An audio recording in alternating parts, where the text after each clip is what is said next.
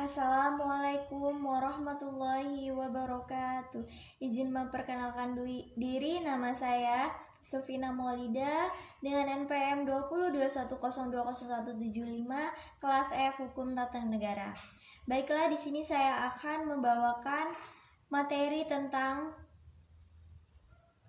pendekatan filsafat hukum, ilmu hukum, dan ilmu sosial dengan dosen pengampu Bapak Hervin Yogi Pradipta MHI. Baiklah, materi yang pertama adalah ilmu hukum. Beberapa pendapat mengatakan bahwa karena filsafat hukum merupakan bagian khusus dari filsafat pada umumnya,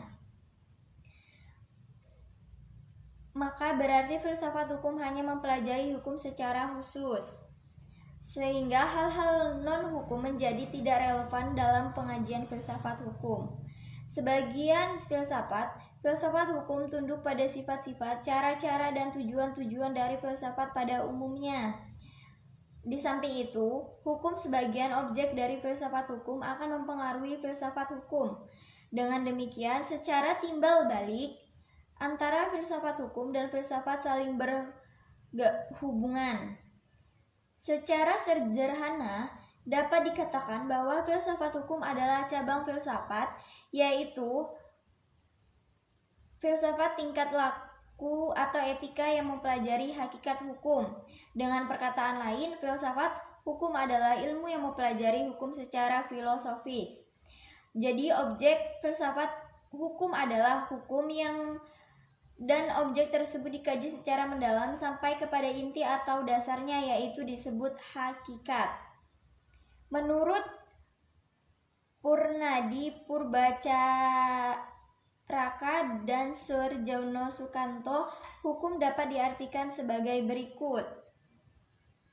Ilmu pengetahuan, yakni pengetahuan yang tersusun secara sistematis atau dasar kekuatan pemikiran. Disiplin, yaitu suatu sistem ajaran tentang kenyataan atau gejala-gejala yang dihadapi. Norma, yakni pedoman atau patokan sifat tindak tata perlakuan yang pantas atau diharapkan. Tata hukum, yakni struktur atau proses perangkat norma-norma hukum yang berlaku pada suatu waktu dan tempat tertentu serta bentuk tertulis. Petugas, yakni pribadi-pribadi merupakan kalangan yang berhubungan erat dengan penegakan hukum. Keputusan penguasa, yakni hasil proses diskresi, proses pemerintahan, yakni proses hubungan timbal balik antara unsur-unsur pokok dan sistem kenegaraan. Sikap, tindak, ajek atau perilakuan yang teratur, yakni sikap perlakuan yang diulang-ulang dengan cara sama yang bertujuan untuk mencapai kedamaian. Menjalinan nilai-nilai, yakni jalinan dari konsepsi-konsepsi abstrak tentang apa yang dianggap baik dan buruk. Selanjutnya, ilmu filsafat sosial. Filsafat sosial merupakan cabang filsafat yang mempelajari persoalan kemasyarakatan secara kritis, radikal, dan komprehensif. Sejak Plato dan Aristoteles, kajian terhadap persoalan-persoalan kemasyarakatan sudah menjadi objek penelitian tersendiri. Menurut Plato dan Aristoteles, susunan masyarakat mencerminkan susunan kosmos yang abadi. Manusia berkewajiban untuk menyesuaikan diri dengan susunan itu dan menaati demi keselamatan. Kalau tidak, ia menghancurkan dirinya. Pada abad pertengahan, masyarakat Eropa masih memperlihatkan pada pola dasar yang sama, hanya sekedar mengoreksi terhadap paham Plato dan Aristoteles. Paham tentang otonomi kosmos diganti dengan paham heteronominya, yaitu kepercayaan bahwa kosmos tidak berdiri sendiri, tetapi bergantung kepada kemahakuasaan Allah. Ketertiban kosmos adalah suatu ketertiban yang telah diciptakan. Selanjutnya, perubahan hukum dan sosial. Proses terjadinya perubahan-perubahan pada masyarakat di dunia pada dewasa ini merupakan suatu gejala yang normal yang pengaruhnya menjalar dengan cepat ke bagian lain dari dunia. Antara lain berkat adanya komunikasi modern dengan taraf teknologi yang berkembang dengan pesatnya. penemuan-penemuan baru di bidang teknologi, terjadi suatu revolusi, modernisasi pendidikan dan lain-lain, kejadian yang di suatu tempat dengan cepat dan dapat diketahui oleh masyarakat-masyarakat lain yang bertempat tinggal jauh dari pusat terjadinya peristiwa di atas.